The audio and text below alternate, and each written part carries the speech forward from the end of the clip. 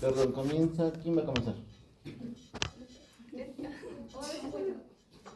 ¿Tú vas a comenzar? No sé si... Muy bien, comienza en el orden. Quispe, Rojas, Saavedra, Villagra y Valencia.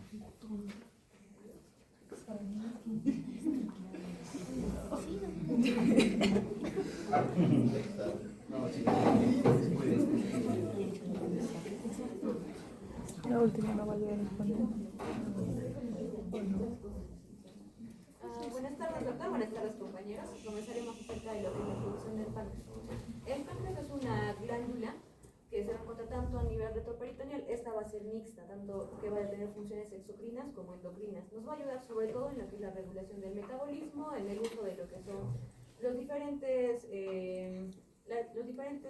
alimentos que consumimos, tanto con la utilización de carbohidratos, la utilización de lípidos y la utilización de proteínas, en las cuales vamos a ver en nuestra exposición.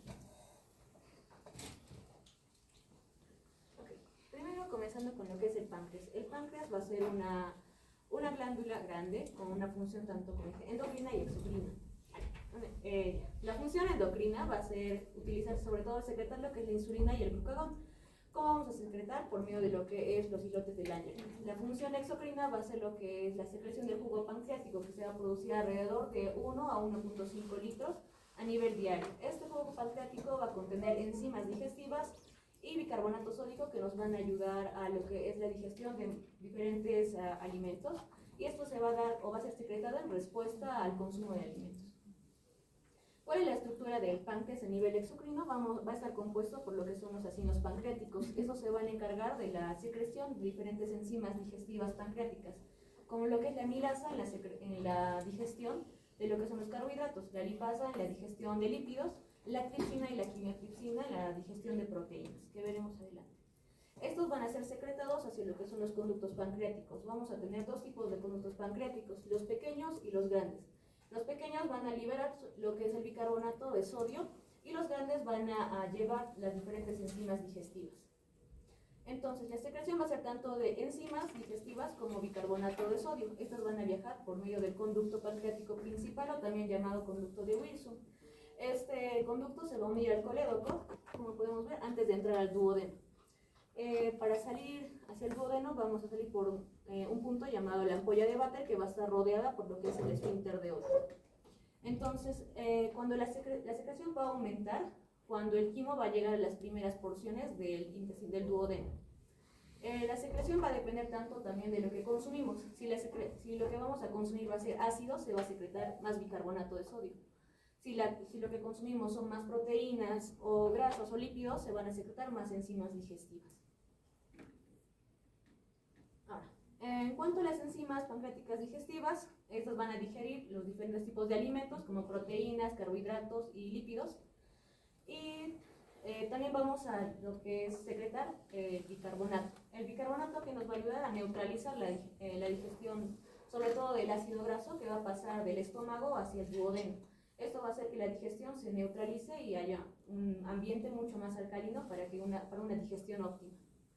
Entonces, ¿qué enzimas vamos a utilizar para cada alimento? Para los carbohidratos utilizamos la amilasa pancreática. ¿Cuál es su función? Va a degradar lo que es el almidón y el glucógeno, exceptuando lo que es la celulosa. Lo va a separar en lo que son disacáridos y trisacáridos. Las grasas, vamos a utilizar tres enzimas digestivas, que es la lipasa pancreática, el colesterol esterasa y la fosfolipasa. La lipasa pancreática va a hidrolizar los triglicéridos en ácidos grasos y monoglicéridos. El colesterol esterasa va a actuar sobre los ésteres de colesterol y la fosfolipasa va a romper fosfolípidos para poder liberar los ácidos grasos. Ahora, en las proteínas hay tres principales enzimas digestivas. Una es la tripsina, que es la más abundante, la quimiotripsina y la carboxipeptidasa. La tripsina y la quimiotripsina van a convertir las proteínas en péptidos. La carboxipolipeptidasa va a romper los péptidos en aminoácidos y va a completar la digestión proteica. ¿Cómo se van a secretar estas proteínas? Primero se va a secretar lo que es la tripsina, el tripsinógeno de forma inactiva. Esta va a ser activada por la enterocinasa, que va a ser secretada por la mucosa del duodeno. Y al activarse el tripsinógeno, la tripsina, también va a activar las dos siguientes enzimas, que son sus primeras enzimas, o las proenzimas, van a ser la quimotripsinógeno y lo va a convertir a quimotripsina. La procarboxipolipeptidasa y la va a convertir a carboxipolipeptidasa. Estas van a ser activadas fuera del páncreas. ¿Qué pasa si se activan dentro del páncreas? Puede haber una autodigestión. Y aquí lo vamos a explicar. ¿Qué es lo que produce el páncreas o qué es lo que secreta el páncreas para evitar que estas enzimas puedan autodigerirlo? Va a secretar lo que es el inhibidor de tripsina, ya que la tripsina activa las demás enzimas. Esto va a bloquear la activación prematura a nivel del páncreas, entonces va a hacer que eso se active fuera del páncreas. Esto va a ser clave porque nos va a evitar el riesgo de una autodigestión. Ahora, ¿qué es lo que pasa, por ejemplo, si hay una lesión o una obstrucción a nivel de los conductos secretores del páncreas? Estas enzimas se van a acumular. Va a fallar lo que es el inhibidor de la tripsina y van a activarse de manera prematura estas enzimas y van a autodigerir el páncreas. Y esto es, por ejemplo, la fisiopatología en la pancreatitis aguda, que es básicamente la autodigestión del páncreas. Vamos a continuar con lo que es la secreción del ion bicarbonato. Ahora va a tener dos componentes principales, lo que viene a ser el jugo pancreático, que se va a componer de agua y bicarbonato, ¿no? Que estos van a ser secretados sobre todo por las células epiteliales de los conductillos o también por los conductos que nacen de los acinos. Y su función principal del bicarbonato viene a ser a neutralizar lo que viene a ser el ácido del estómago. Ahora, ¿cómo se forma el bicarbonato dentro de la célula? Como primer paso vamos a tener que el CO2 se va a difundir desde la sangre hacia la célula y dentro de ella se va a unir lo que viene a ser el CO2 con el agua gracias a la anhidrasa carbónica y la va a convertir en ácido carbónico.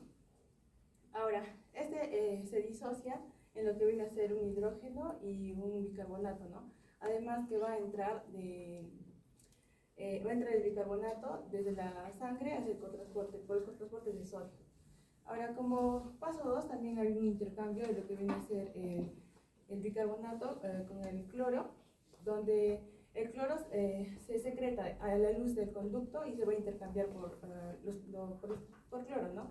Y va a hacer lo que entra el cloro y va a salir lo que es el bicarbonato, ¿no? Ahora, el cloro que entra también puede volver a salir por los canales de cloro. Y también tenemos como paso 3 la eliminación del hidrógeno. Ahora, el hidrógeno que se produce del intercambio por el sodio, como podemos observar en la imagen, en la membrana vasolateral hacia la sangre, también entra lo que es el sodio junto con el bicarbonato. Y desde la sangre, ¿no? Esa es la eliminación del hidrógeno. Y también tenemos el paso 4, que es la entrada del sodio y la salida de potasio, en donde el sodio y el potasio son transportadores activamente, que son gracias a la bomba de sodio y potasio ATPasa, que va a gastar lo que viene a ser el ATP, ¿no? Y como quinto paso, bueno, tenemos que es la secreción de agua, en donde el sodio y el agua también pasan hacia la luz del conducto, arrastrando por los gradientes osmóticos, que va a generar una solución isosmótica, ¿no? Ahora, también tenemos otro punto que es la regulación de la secreción del páncreas. Esto se va a dar por 3 estímulos principales, que vienen a ser la acetilcolina, la colecistocinina y la secretina. La acetilcolina va a ser liberada por el nervio vago y por el sistema entérico. Este va a estimular a las células acinares y va a participar sobre todo en lo que es la fase cefálica y la fase gástrica. En la colecistocinina va a ser secretada por el duodeno y el yeyuno cuando hay grasas y proteínas y va a activar a lo que viene a ser a las células acinares. También tenemos a lo que es la secretina, que va a ser liberada por el duodeno al contacto con el ácido y va a estimular lo que vienen a ser las células ductales para la secreción del bicarbonato. Ahora que tenemos un pequeño cuadro en donde estamos comparando lo que era la secretina y la colecistoquinina, donde su origen en la secretina va a ser en las células T del duodeno y del yeyuno, y en la colecistocinina, bueno, va a ser en las células I del duodeno y del yeyuno, pero proximal, ¿no? Ahora, en la secretina, ¿a través de qué estímulo se va a presentar? Bueno, por un pH menor a 4.5, y en la colecistoquinina, bueno, puede ser por las peptonas, la proteasa y los ácidos grasos. Ahora, su función principal de esta secretina es que va a estimular lo que viene a ser la secreción de bicarbonato pancreático. Y la colecistocinina, bueno, va a estimular lo que viene a ser la secreción de enzimas digestivas pancreáticas. Ahora, como ya habíamos dicho, la secretina va a actuar sobre las células ductales del páncreas, pero la colecistocinina va a actuar sobre las células acinares del páncreas. Su efecto principal en la secretina va a ser estimular la secreción acuosa, que va a ser rica en lo que viene a ser el bicarbonato, por las células ductales, y en la colecistocinina va a haber una estimulación de la secreción de enzimas digestivas por las células acinares. Y su objetivo fisiológico principal en la secretina va a ser neutralizar lo que viene a ser el ácido gástrico y proteger sobre todo lo que es la mucosa duodenal, ¿no? Y en la colecistocinina, bueno, va a favorecer a la digestión de lo que viene a ser proteínas y grasas. Ahora, en la reacción química que produce, que el ácido clorhídrico del estómago se va a unir con el bicarbonato sódico secretado por el páncreas, que va a dar, cuando reacciona, se va a dar lo que viene a ser el cloruro de sodio más el ácido carbónico. Ahora, ¿qué pasa con este ácido carbónico? El ácido carbónico se va a disolver en dos, que va a ser el CO2, en el dióxido de carbono y lo que viene a ser el agua, ¿no? Y la colecistocinina, que no participa en la reacción química, pero potencia lo que viene a ser la digestión de las enzimas. Bueno, y su resultado fisiológico, bueno, vamos a obtener que va a ser neutralizar el quimo del ácido, un pH ideal de lo que viene a ser de 7 a 8 por las enzimas, y sobre todo que va a proteger a lo que viene a ser la mucosa duodenal, ¿no? Y en la colecistocinina, bueno, el principal es mejorar la digestión, como habíamos dicho ya, de proteínas o grasas, y aumenta su secreción en un 70 o un 80% de las enzimas pancreáticas. Y su importancia clínica en lo que viene a ser la secretina es que previene úlceras duodenales, y en la colecistocinina, pues que mejora la digestión en la postprandial. Ahora, hay fases en la secreción pancreática, tres principales, que es la fase cefálica, que es en un 20%, la fase gástrica, que es en un 5 o un 10%, y la fase intestinal de un 70 o 80%.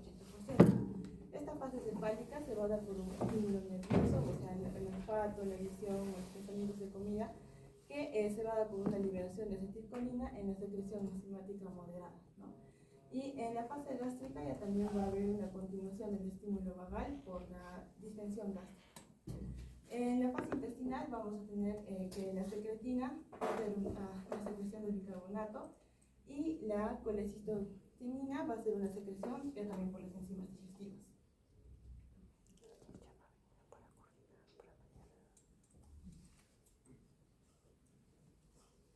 Ya, bueno, ahora vamos a hablar sobre la insulina, el glucagón y la diabetes.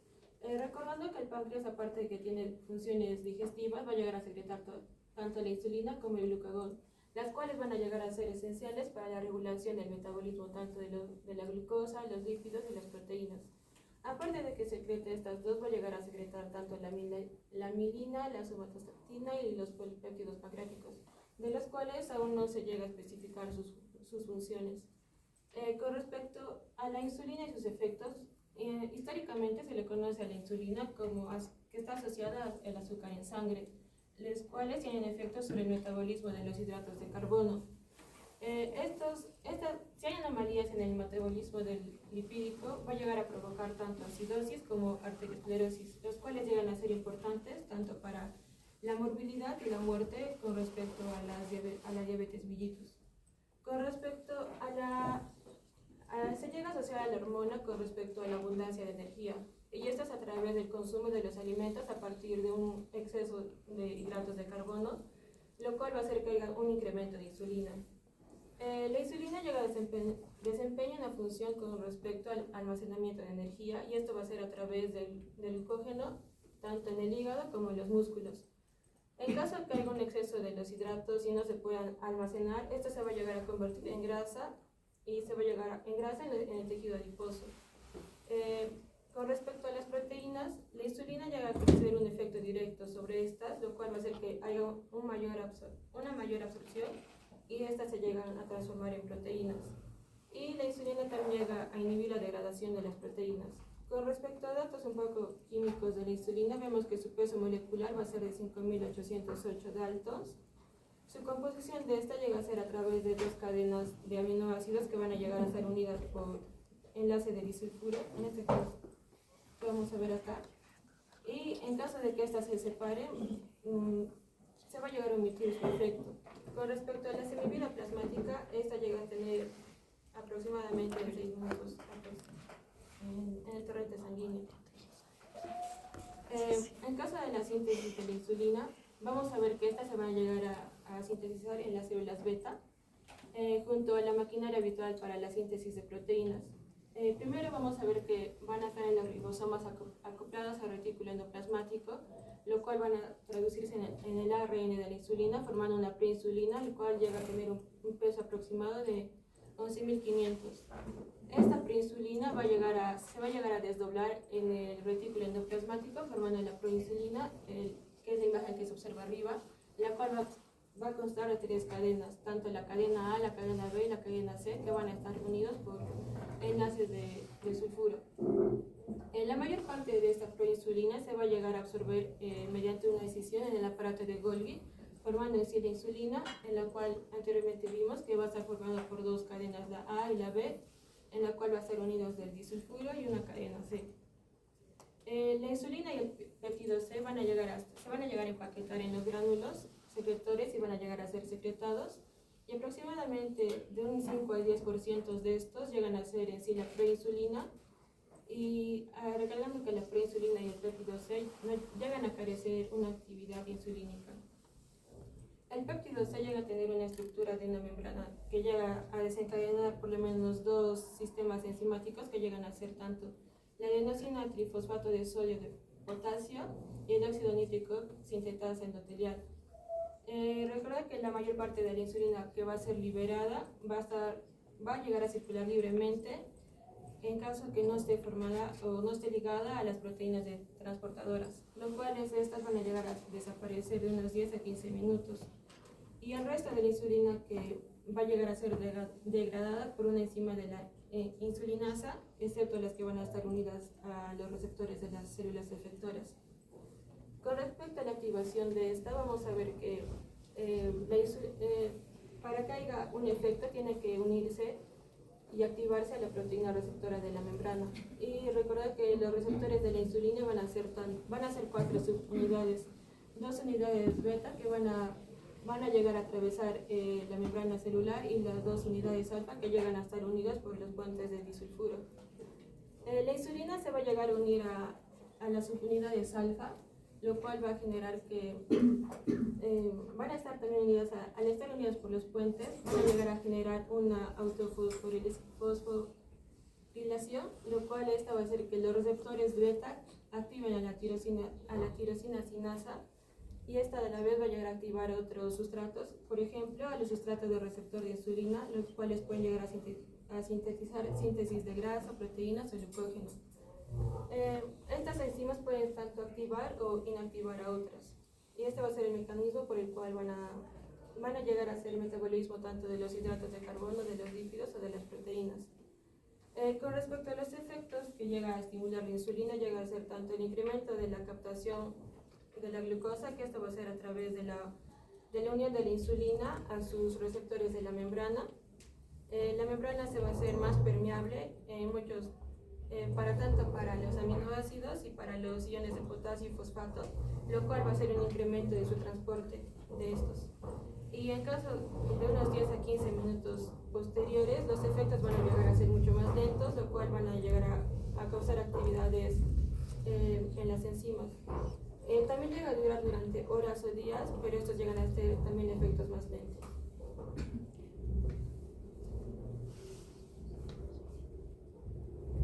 Ahora vamos a describir algunos de los efectos de la insulina, tanto a nivel de los carbohidratos, las grasas y las proteínas.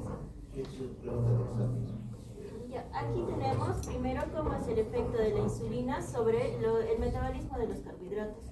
Esta insulina va a actuar tanto a nivel de las células musculares, de las células hepáticas, y vamos a ver cómo esta va a interactuar con el encefalo.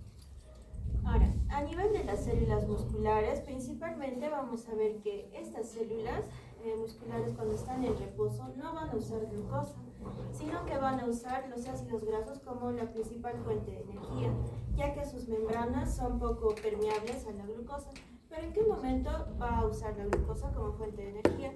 Existen 2 casos: el del ejercicio moderado o intenso, en el cual la la contracción muscular por sí misma va a promover la translocación de los GLUT4 hacia las membranas celulares para que ingrese la glucosa.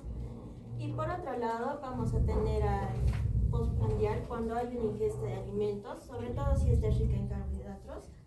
Y esta va a generar que ante la elevación de los niveles de glucosa también va a empezar a secretarse lo que es la insulina. Ahora, cuando tenemos, después de haber comido, si no realizamos ejercicio, no vamos a utilizar la glucosa como tal porque no se está generando contracción de los músculos como tal. Y esto va a hacer que la glucosa que ha ingresado en el interior de las células musculares se almacenan en forma de glucógeno hasta llegar a un 2 a 3% del peso del músculo como tal, hasta que se tenga un estímulo para la demanda de energía, que sería en el caso de un ejercicio moderado o intenso.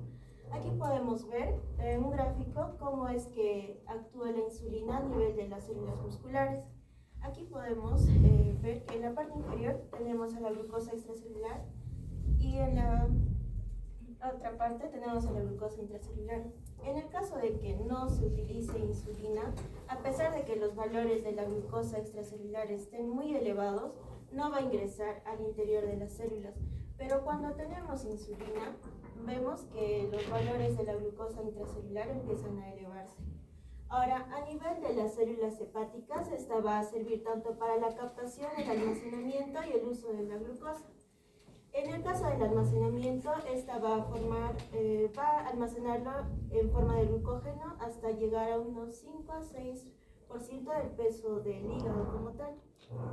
Aquí tenemos el mecanismo de la captación y el depósito de la glucosa que se da por medio de estos tres pasos, el cual inicia con la inactivación de la fosforilasa hepática para inhibir lo que es la degradación del glucógeno, ya que lo que no queremos es liberar más glucosa al exterior.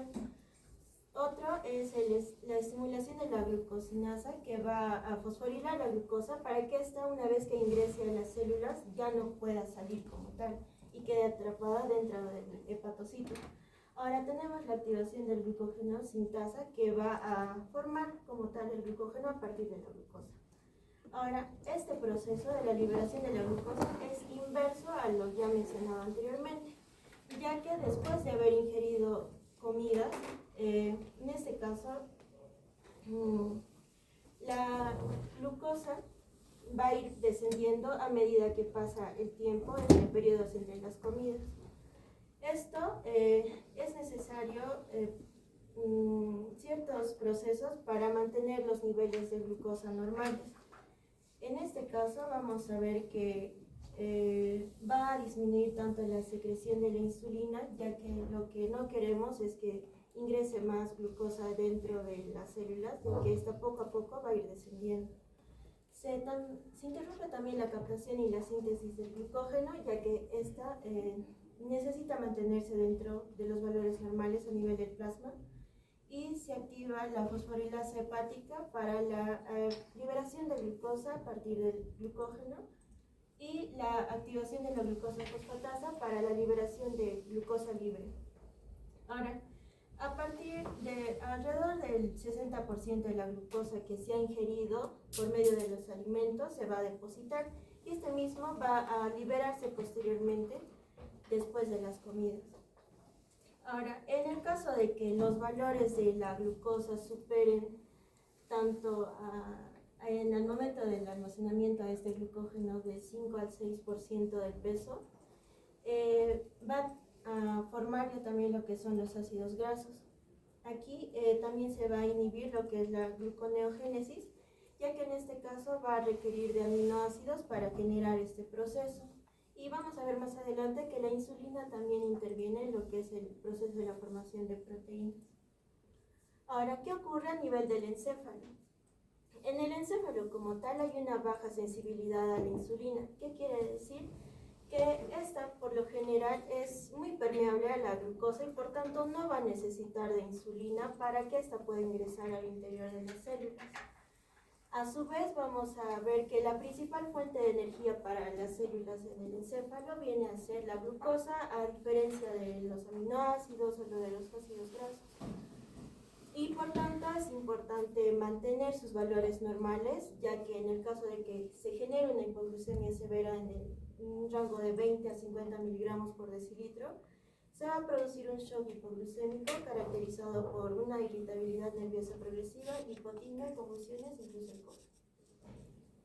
Ahora vamos a ver el efecto de la insulina sobre el metabolismo de las grasas, tanto cuando la insulina está elevada como cuando esta es deficiente o está muy baja. Ahora, cuando la insulina está elevada, va a favorecer tanto la síntesis y el almacenamiento de las grasas, sobre todo cuando, ya se mencionó, estas superan el porcentaje de almacenamiento del glucógeno. Esta principalmente para disminuir el uso de los lípidos y se use la glucosa como fuente de energía. Por otro lado, esta va a estimular a la síntesis de ácidos grasos, pero a nivel del hígado. Ya. Justamente cuando alcanza el 5 al 6% de la masa hepática del glucógeno. El proceso se da de la siguiente manera. Cuando los niveles de la glucosa están elevados, esta al ingresar al hígado va a generar el proceso de la glucólisis para la formación de piruvatos. Este piruvato en el interior de las mitocondrias va a formar tanto lo que es el oxalacetato y la acetilcoenzima A, que estos no van a seguir como tal el proceso del ciclo de Krebs, sino que estos se van a juntar y van a formar el citrato, y este va a salir al citoplasma. Se va a disociar nuevamente en oxalacetato y acetilcoenzima A, y específicamente la acetilcoenzima A por medio de la acetilcoenzima carboxilasa va a formar malonilcoenzima A, y esto por medio de la NADPH va a intervenir como un sustrato para el ácido graso sintasa y así producir lo que son los ácidos grasos, como el palmitato, que si este se une al glicerol va a formar los triglicéridos y este asociado a otros lípidos, y las apolipoproteínas van a generar sobre todo lo que son las lipoproteínas de muy baja densidad, las cuales a su vez se van a liberar a la sangre. Estas, cuando van a estar cerca del tejido muscular o de los adipocitos, vamos a ver que va a interaccionar con la activación de la lipasa, ya que esta va a, como tal, va a descomponer esta lipoproteína y va a liberar el glicerol para que nuevamente siga este proceso, y los triglicéridos y sobre todo los ácidos grasos entren tanto al músculo y se depositen en los adipocitos. Ahora, cuando la insulina está deficiente, vamos a ver que hay una mayor degradación de los lípidos por uso energético, ya que no va a haber una captación como tal de la glucosa y la única fuente de energía principal vienen a ser los lípidos. Aquí podemos ver un gráfico de qué pasa cuando bajan los niveles de la insulina. Aquí, como tal, van a aumentar los niveles de la glucosa, porque no va a haber una captación de esta a nivel de las células. También vamos a ver un mayor aumento de lo que son los ácidos grasos libres por el proceso ya mencionado, además que como tal se va a usar los ácidos grasos como fuente de energía, y la formación del ácido acetoacético, que vamos a explicarlo más adelante, que ese también va a empezar a ascender con el tiempo. Ahora, también estos ácidos grasos van a empezar a convertirse en lo que son los fosfolípidos y el colesterol, y estos unidos a los triglicéridos van a generar la mayor probabilidad de que se genere una aterosclerosis. Por otro lado, con el consumo exagerado de los ácidos grasos se va a generar lo que son la cetosis y la acidosis. La cetosis viene a ser el aumento total, el aumento de los cuerpos cetónicos, producto de la cetogénesis, al momento de usar los ácidos grasos como fuente de energía por medio de la beta-oxidación. Los principales cuerpos cetónicos que se van a formar van a ser el ácido acetoacético, y a partir de este se van a formar tanto lo que es el beta-hidroxibutirato y la acetona. Especialmente cuando se elevan los niveles de ácido acetoacético, va a generar lo que es el estado grave de acidosis, incluso el coma. Ahora, continuamos con el efecto de la insulina sobre el metabolismo de las proteínas y cómo este se asocia con el crecimiento, acoplado también a la hormona de crecimiento. Bien, vamos a a ver que la principal función de la insulina en este caso va a ser la absorción de los aminoácidos a nivel de las células. Aminoácidos como la leucina, la isoleucina, la tripsina. También vamos a ver que va a aumentar la producción de los ARN mensajeros para la formación de proteínas y también va a acelerar la transcripción de secuencias de ARN justamente para acelerar el proceso de la traducción de ARN. También va a inhibir el catabolismo de las proteínas, sobre todo a nivel del tejido muscular, y a nivel del hígado va a disminuir el ritmo de la glucogenia, ya que esta depende de aminoácidos. Por otro lado, vamos a ver que la deficiencia de la insulina en este caso va a generar una menor síntesis y mayor degradación de lo que son las proteínas, porque se van a usar en este caso lo que son los aminoácidos como fuente de energía, y eso va a producir un aumento de lo que es la urea y mayor depuración de esta a nivel de los riñones. Ahora, ¿cómo esta insulina interactúa con la hormona del crecimiento? Se ha realizado estudios y se ha establecido que se necesita tanto la insulina como la hormona del crecimiento para generar un mayor crecimiento, ya que se ha evaluado mediante este gráfico en el cual a una ratita se le ha extirpado tanto lo que es el páncreas como la hipófisis para ver cómo funcionan estas dos de manera independiente. Se le ha suministrado la hormona del crecimiento y se ha evaluado que no hay un aumento significativo del peso a comparación del inicial. Por otro lado, se le ha suministrado insulina independientemente y tampoco se ha visto un aumento significativo del peso. Pero cuando se suministran las dos simultáneamente, se puede ver que hay un incremento del peso y el crecimiento de manera rápida.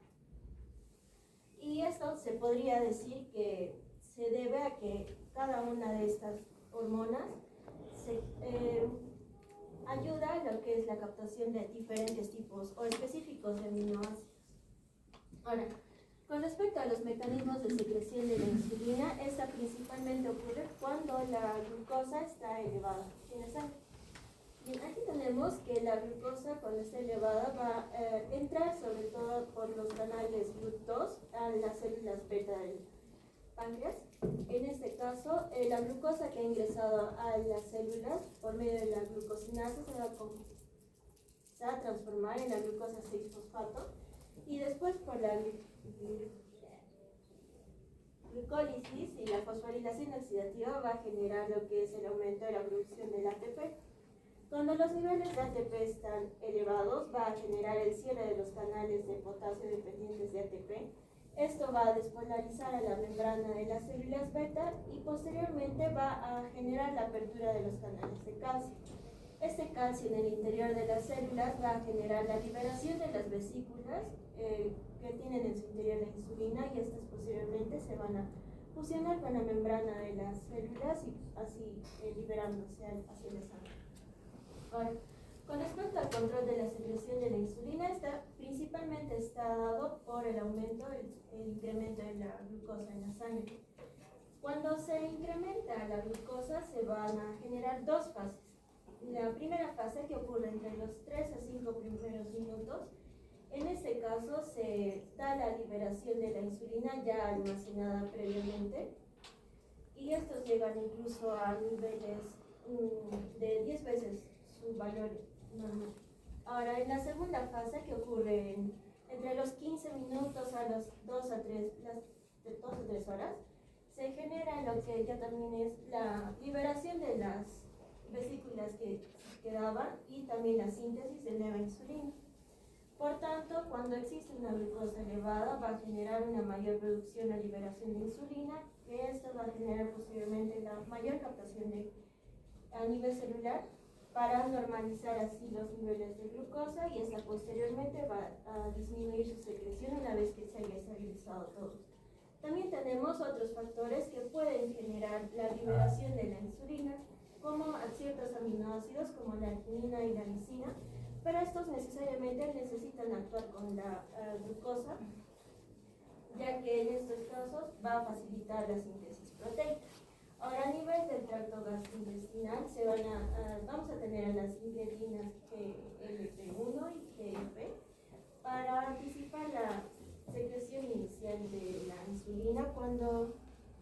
para empezar lo que es consumir alimentos. Ahora, en el caso de hormonas como el glucagón, la hormona de crecimiento, incluso el cortisol, estos también van a ayudar a la secreción de insulina, pero se debe tener mucho cuidado de que estas no lleguen a elevarse en altas cantidades, porque van a agotar a lo que son las células beta como tal y posteriormente pueden desarrollar lo que es una diabetes. Ahora, y finalmente tenemos el sistema autónomo, el cual se da por medio del sistema nervioso parasimpático para la estimulación mediante la ingesta de comidas, como ya se observó anteriormente, y el sistema nervioso simpático mediante la inhibición de la insulina. Bueno, continuando, ahora vamos a hablar sobre la función de la insulina y otras hormonas en el cambio entre el metabolismo de los hidratos de carbono y los lípidos. Bueno, como ya mencionado anteriormente en la exposición, se deduce que esta insulina va a fomentar la utilización de los hidratos de carbono con fines energéticos y va a reducir el ingesta de los lípidos. O también a la inversa, o sea, se dice que la falta de insulina favorece a la utilización de los lípidos y la explosión de la glucosa, pero acá va a haber un salvo, ¿no? Por el tejido encefálico, o sea, en ese no va a ocurrir en este caso. Entonces, acá decimos si la glicemia va a ascender o va a estar baja, o sea, si desciende o asciende. Por ejemplo, si desciende, se suprimirá la secreción de insulina y los tejidos utilizarán las grasas. En cambio, si asciende esta secreción, se estimula la secreción de insulina y se utilizan los hidratos de carbono en lugar de los lípidos. También tenemos que el exceso de la glucosa sanguínea se va a depositar en forma de glucógeno hepático y de glucógeno muscular. Y bueno, básicamente la función principal de esta insulina corporal va a ser controlar cuál de estos alimentos va a ser utilizado en un momento o en otro momento, o sea, con fines energéticos. Bueno, en este exceso de la glucosa sanguínea vamos a encontrar 4 hormonas que van a influir, ¿no?, en ese mecanismo de cambio. Tenemos la hormona de crecimiento de la adenohipófisis, el cortisol de la corteza suprarrenal, la adrenalina de la médula suprarrenal y el glucagón, ¿no?, de las células alfa de los islotes pancreáticos de Langerhans. Por ejemplo, en la hormona de crecimiento y el cortisol, lo que va a hacer es que se libera en respuesta a la hiperglucemia e inhibe la utilización celular de la glucosa, mientras que en esta se fomentan el uso de los lípidos. En cambio, en la adrenalina de la médula suprarrenal, esta va a ser básicamente necesaria para elevar la glucosa plasmática en periodo de estrés, que bueno, cuando se va a excitar, ¿no?, el sistema nervioso parasimpático. Y también aumenta al mismo tiempo la concentración plasmática de los ácidos grasos. Y bueno, hablando del glucagón, tenemos acá el glucagón y sus funciones. Básicamente, como lo mencioné, va a estar secretada por las células alfa de los islotes pancreáticos, bueno, los islotes de las células del Langerhans. Bueno, básicamente la función de esta va a ser elevar la concentración sanguínea de la glucosa. Es un efecto del contrario, ¿no?, al de la insulina. Decimos que cuando este glucagón se inyecta, el glucagón purificado, lo que va a ocurrir va a ser una hiperglucemia. Por ejemplo, que en 1 gramo de glucagón se eleva la concentración de glucosa de 20 a 200 mililitros. Esto en 20 minutos, o sea, en un aproximado del 25%. Y eso lo que nos da es la hormona hiperglucemiana. Luego tenemos los efectos sobre el metabolismo de la glucosa. Acá básicamente tenemos 2 factores, una la degradación del glucógeno hepático, que va a ser la glucogenólisis, y el aumento de la glucemia hepática. Bueno, para tenemos que el glucagón provoca la glucogenólisis y el aumento de la glicemia, ¿no? Básicamente va a consistir en estimular la glucogenólisis hepática, que a su vez va a aumentar, ¿no?, la glucemia en pocos minutos. Y bueno, tenemos una secuencia. Primero, el glucagón se va a activar, entonces va a dar adenilato ciclasa de la membrana del hepatocito, lo que básicamente luego determina la síntesis del monofosfato de la adenosina cíclico. que luego va a activar a esta proteína reguladora de la proteína sintasa, que a su vez, bueno, ya estimula, ¿no?, la proteína sinasa, que luego activa a la fosforilasa B de la sinasa, y luego lo transforma o se transforma en fosforilasa B en la fosforilasa A. Lo que estimula la degradación, ¿no?, del glucógeno a glucosa 1-fosfato. Y por último, básicamente se va a desfosforilar para que el hepatocito se libere de glucosa, ¿no? Bueno, este mecanismo básicamente nos explica que basta con unos microorganismos de glucagón para que esta glucemia se duplique o se triplique o aumente, ¿no?, básicamente en pocos minutos. Ya. Luego tenemos el de glucagón, que fomenta la glucogenia. Básicamente provocando la hiperglucemia. Se debe a dos factores. Se debe a que el glucagón se estimula la velocidad de la absorción de los aminoácidos por los hepatocitos y también la conversión posterior de muchos de ellos a glucosa a través de la glucogenia. Algunos otros efectos más del glucagón es que este glucagón se manifiesta solo cuando su concentración aumenta, o sea, es muy mayor, muy por encima del máximo habitual, ¿no?, medido en la sangre. Básicamente es importante porque esta es la activación en la lipasa en las células adiposas, con lo que nos lleva al aumento de la disponibilidad de los ácidos grasos para el consumo energético, ¿no? Y lo que después nos inhibe el depósito de triglicéridos en el hígado. Básicamente lo que luego nos impide va a ser la extracción hepática de los ácidos grasos en la sangre. Luego tenemos que las concentraciones elevadas de glucagón también nos van a estimular una contracción cardíaca y también aumenta el flujo sanguíneo de algunos tejidos, sobre todo básicamente en los riñones.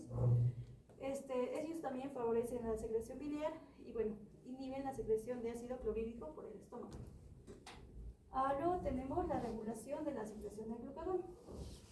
Acá la hiperglucemia, ¿no?, que inhibe por la secreción de glucagón. Lo más importante va a ser que, en el control de la secreción del glucagón, es la concentración sanguínea de la glucosa, ¿no? Por ejemplo, en este gráfico tenemos que la concentración aproximada del glucagón en el plasma para diferentes valores de la glucemia. También tenemos que el aumento de los aminoácidos en sangre estimula esta secreción de glucagón. Esta se estimula básicamente por las altas concentraciones de aminoácidos como la alanina y la arginina, que estimula la secreción de glucagón, que finalmente el glucagón va a fomentar la rápida conversión de los aminoácidos en glucosa. Luego tenemos que el ejercicio estimula la secreción de glucagón. Cuando hacemos mucho ejercicio, ¿no?, el ejercicio agotador, que básicamente cuadriplica o quintuplica la concentración sanguínea de este glucagón. Luego tenemos la somatostatina, que inhibe la secreción de glucagón e insulina, que esta a su vez va a tener efectos inhibidores, varios efectos inhibidores que, por ejemplo, tenemos que la somatostatina actúa localmente sobre los propios islotes de las células de estas células del Langerhans y reduce la secreción de insulina y glucagón. También, la somatostatina, reduce la motilidad del estómago, el duodeno y la vesícula biliar. Esta somatostatina también disminuye, por tanto, la secreción como absorción por el tubo digestivo. También decimos que la somatostatina nos va a dar el aumento de la glicemia, el aumento de los aminoácidos, el aumento de los ácidos grasos y el aumento de la concentración de algunas hormonas gastrointestinales.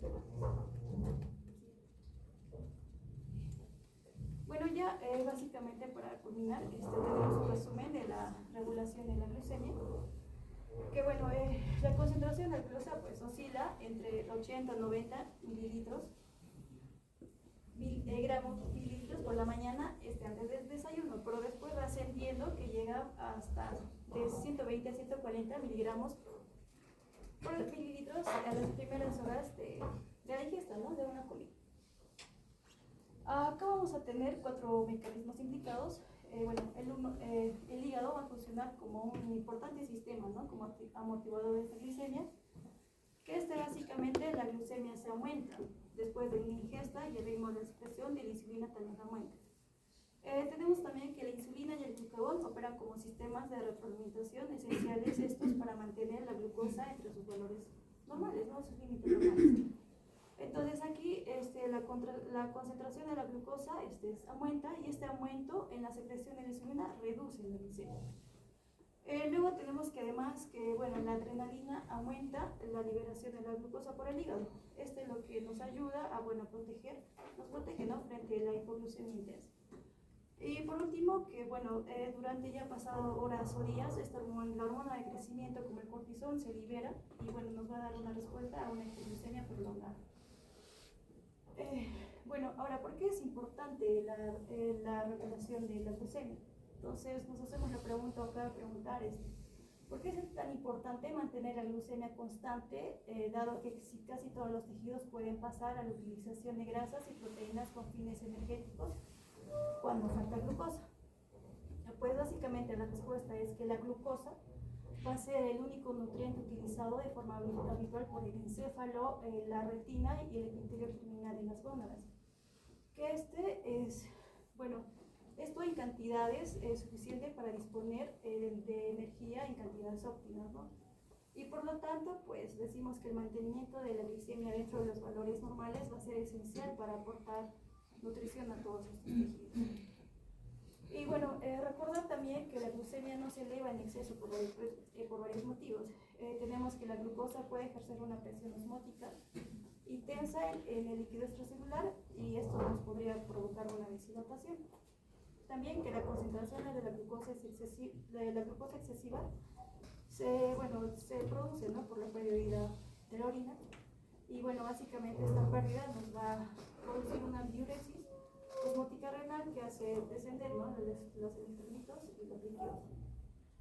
Y también el ascenso de la glucemia causa daño en los vasos sanguíneos y algunas lesiones vasculares junto con la diabetes mellitus. Y esto nos aumenta el riesgo de quizá padecer ataques al corazón, algún ictus, una insuficiencia renal crónica o quizá nacimiento. La bibliografía